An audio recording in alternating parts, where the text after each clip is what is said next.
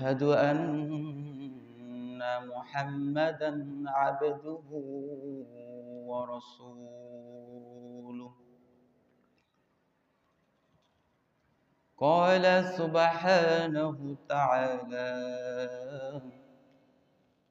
في القرآن المجيد: أعوذ بالله من الشيطان الرجيم.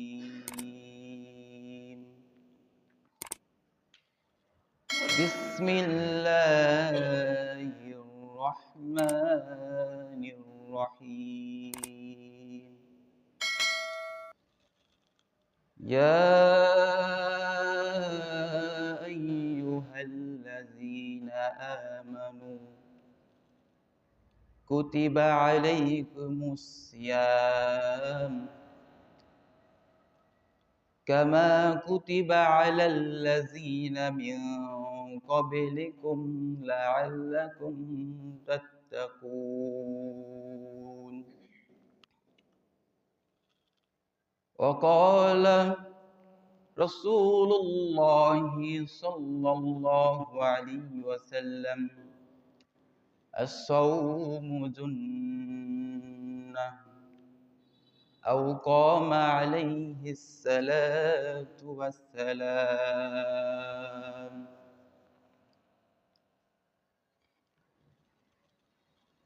يا أيها الذين آمنوا صلوا عليه وسلموا تسليما. اللهم صل على محمد وعلى آل محمد كما صليت على إبراهيم وعلى آل إبراهيم إنك حميد مجيد. اللهم بارك على محمد وعلى آل محمد كما باركت على إبراهيم وعلى آل إبراهيم إنك حميد مجيد. يا أيها الذين آمنوا اذكروا الله ذكرا كثيرا.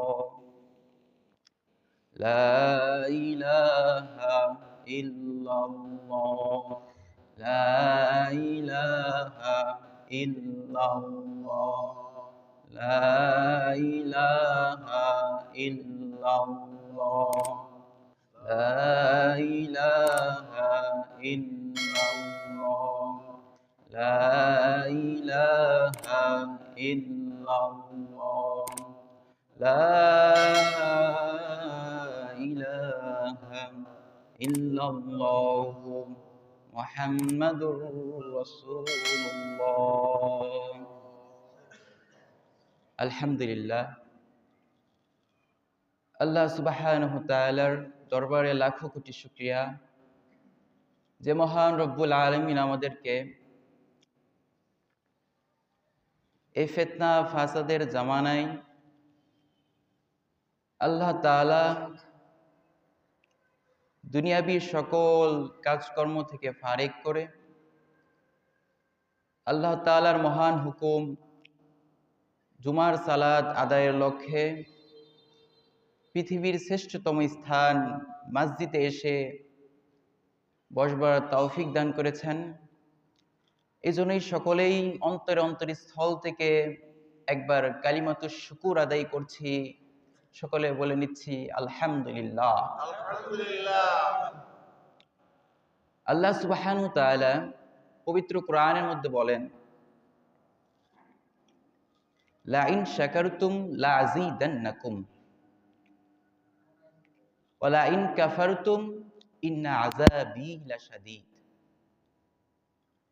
আল্লাহ সুবহানাহু ওয়া তাআলা বলেন যে ব্যক্তি আমার নিয়ামত রাজি পেয়ে শুকরিয়া আদায় করে, সেই বান্দাবান্দির নিয়ামতকে আমি আরো বহু গুণে বাড়িয়ে দিই। আর যে ব্যক্তি আমি আল্লাহর নিয়ামত পেয়েও শুকরিয়া আদায় করে না, বরং না শুকরিয়া করে, তাহলে জেনে রেখো আমার আযাব বড় কঠিন। মুহতারাম হাজিরিন, আর কিছুদিন পরেই আমাদের মাঝে একটি পবিত্র মাস আসতে যাচ্ছে। সেই মাসটি হচ্ছে রমাদান। এটি এমন একটি গুরুত্বপূর্ণ মাস, এমন একটি ফজিলতপূর্ণ মাস, যে মাসটির জন্য নবী করিম সাল্লাল্লাহু আলাইহি ওয়াসাল্লাম রজব মাস হতেই দোয়া করতেন, আল্লাহুম্মা বারিক লানা ফি রজব ওয়া শাবান ওয়া বাল্লিগনা রমাদান। হে আল্লাহ, আপনি আমাদেরকে রজব এবং শাবান মাসে বরকত দান করুন এবং আমাদের হায়াতকে রমজান পর্যন্ত দীর্ঘায়ু করে দেন। এটি এমন একটি মাস যে মাসের সম্পর্কে নবী করিম সাল্লাল্লাহু আলাইহি ওয়াসাল্লামের অসংখ্য হাদিস রয়েছে। কোরআনে পাকের মধ্যে অনেক আয়াত রয়েছে এই মাসের ফজিলত সম্পর্কে, মাহে রমাদানের ফজিলত সম্পর্কে। রাসূল করিম সাল্লাল্লাহু আলাইহি ওয়াসাল্লাম এই মাহে রমাদান সম্পর্কে কি বলেন? তিনি বলেন যে যখন রমজান মাস আসে, তখন প্রথম রাত্রেই সমস্ত শয়তানদেরকে এবং অবাধ্য জিনদেরকে আবদ্ধ করে ফেলা হয়। জাহান্নামের দরজাগুলোকে আবদ্ধ করে দেওয়া হয় এবং জান্নাতের দরজাগুলো উন্মোচন করে দেওয়া হয়। আর একজন ফেরেশতা ঘোষণা করতে থাকে, কে আছো নেকি অন্বেষণকারী, তোমরা সামনে অগ্রসর হও। আর কে আছো পাপ কাজের আগ্রহী, থেমে যাও। আর এই রাত্রেই আল্লাহ সুবহানাহু ওয়া তাআলা অসংখ্য অগণিত জাহান্নামী ব্যক্তিদেরকে জাহান্নাম থেকে মুক্তি দান করেন। আর রমজানের প্রতিটি রাত্রেই এরকম হতে থাকে। এটি এমন একটি মাস যে মাসে সমস্ত নেক আমলকে বৃদ্ধি করে দেওয়া হয়, অনেক অনেক বৃদ্ধি করে দেওয়া হয়। এই মাসের এতটা মূল্য, এতটা গ্রহণযোগ্যতা যা আমরা বুঝি না। যদি আমরা বুঝতাম, তাহলে আমরা এই মাসের জন্য এখন থেকে আমাদের ভিতরে এই মাসের জন্য আমাদের যে প্রস্তুতি নেওয়ার কথা ছিল, মানসিকভাবে যে প্রস্তুতি গ্রহণ করার কথা ছিল, সেটা আমাদের ভিতর নেই। আসলে মূল ব্যাপারটা হচ্ছে আমরা নেক আমলটা বুঝি না। নেক আমলের যে কত প্রয়োজন, এই নেকির যে কত প্রয়োজন, এটা আমরা বুঝতে পারি না। দেখেন, দুনিয়াতে চলতে যেমন টাকা ছাড়া চলা যায় না, তদ্রূপ ভাবে আখিরাতে নেকি ছাড়া চলা যায় না। আখিরাতে যার নেকি থাকবে সে সামনে অগ্রসর হতে পারে, আর যার নেকি থাকবে না সে এক ইঞ্চিও সামনে অগ্রসর হতে পারবে না। আসলে আমরা বুঝি না কোন আমলের কত যে সব, এটা আমরা অনুধাবন করি না।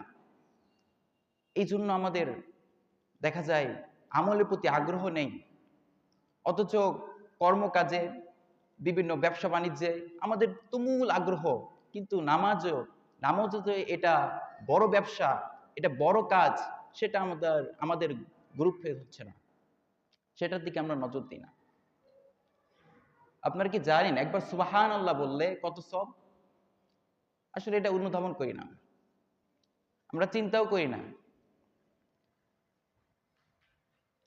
একজন বিখ্যাত রাবী, তার বিখ্যাত কিতাবের ভিতর একবার সুবহানাল্লাহ বললে যে কত সওয়াব, এটার উদাহরণ দিতে গিয়ে তিনি একটি ঘটনা এনেছেন। সেই ঘটনা হচ্ছে হযরত ইউসুফ আলাইহিস সালাতু ওয়াস সালামের ঘটনা। আপনারা জানেন হযরত ইউসুফ আলাইহিস সালাতু ওয়াস সালামকে আল্লাহ সুবহানাহু ওয়া তাআলা মিশরের কর্তৃত্ব দান করেছিলেন, রাজত্ব দান করেছিলেন। আসলে এই কর্তৃত্ব, এই রাজত্ব আসলে মুসলমানেরই সম্পদ। এটা কি ভাই? মুসলমানের সম্পদ। আল্লাহ তাআলা কোরআনের ভিতরে স্পষ্ট করে দিয়েছেন, এই দুনিয়ার মালিক হবে, এই দুনিয়ার শাসক হবে মুসলমানেরা। এই দুনিয়ার শাসক হবে মুসলমানেরা। আল্লাহ তাআলা অন্য আয়াতে কসম কেটেছে, ওয়াদাহুল্লাযিনা আমানু মিনকুম ওয়া আমিলুস সলিহাতি লা ইস্তাখলিফান্নাহুম ফিল আরদ। যে আল্লাহ তাআলা যে আমাদেরকে শাসন ব্যবস্থা দিবেন, এর জন্য আল্লাহ সুবহানাহু ওয়া তাআলা ওয়াদা করেছেন। কোরআনের ভিতরে ওয়াদা।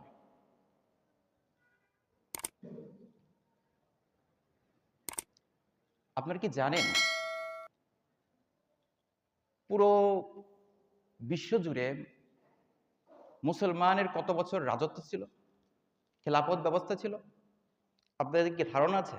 আমরা তো ইতিহাস পড়ি না, আমাদের নিজেদের ইতিহাস আমরা জানি না, যার জন্য আমাদের এই অধঃপতন। শুনলে অবাক হবেন, পৃথিবীতে প্রায় 1300 বছরের ন্যায় ইসলামী শাসন ব্যবস্থা কায়েম ছিল। মুসলমানেরা শাসন করত, খেলাফত ব্যবস্থা প্রতিষ্ঠিত ছিল। এই খেলাফত ব্যবস্থা কেমন ছিল? এই খেলাফত ব্যবস্থা এমন ছিল যে বাঘে হরিণে একই ঘাটে পানি খেয়েছে, বাঘ কখনো হরিণকে আক্রমণ করার দুঃসাহস করেনি। এটাই বাস্তবতা, এটাই বাস্তবতা। আপনারা জানেন পৃথিবীতে পুরো বিশ্ব জুড়ে মুসলমানের খলিফা হয় একজন হবে, আর সমস্ত মুসলিম তার তাবেদারি করবে।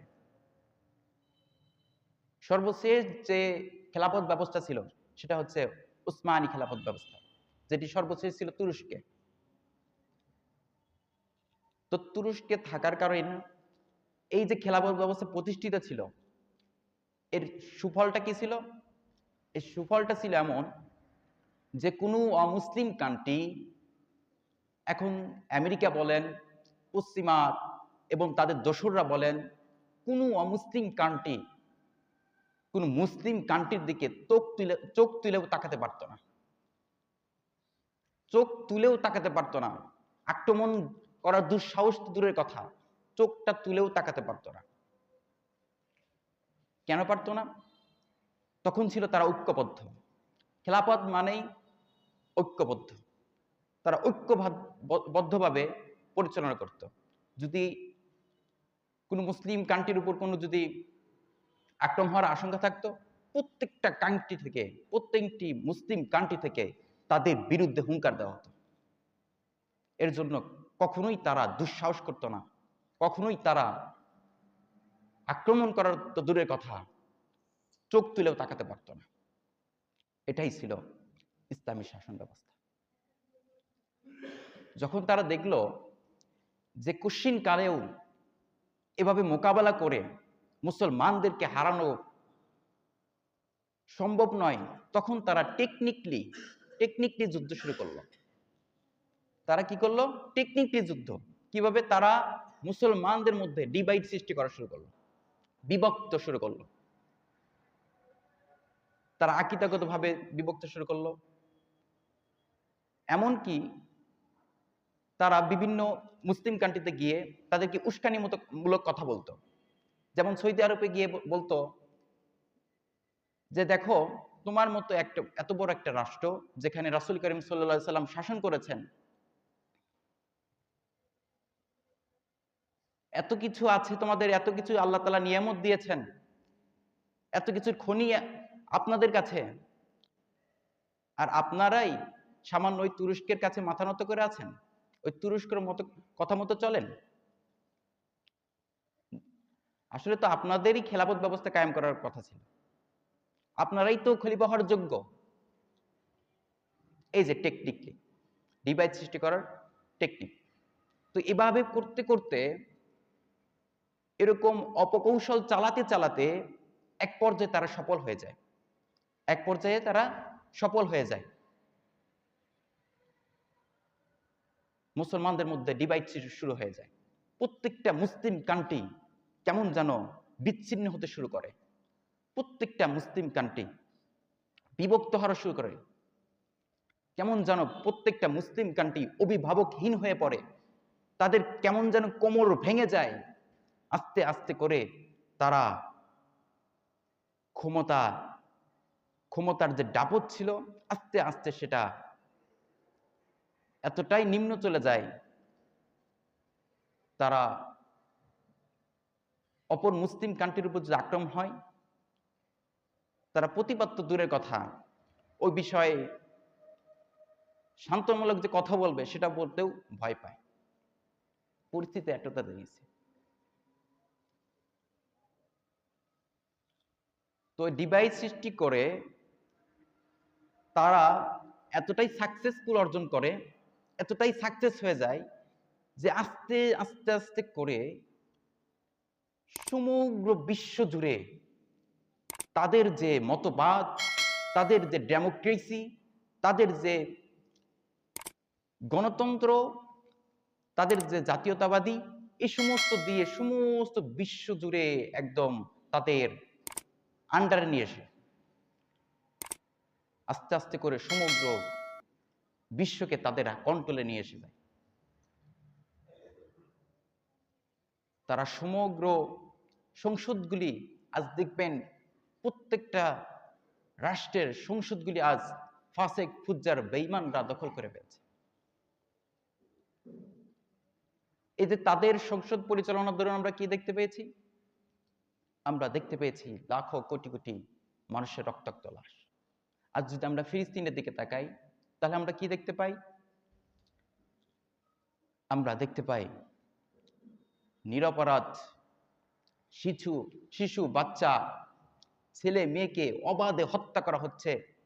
হত্যার সংখ্যা লাখ পেরিয়ে গিয়েছে।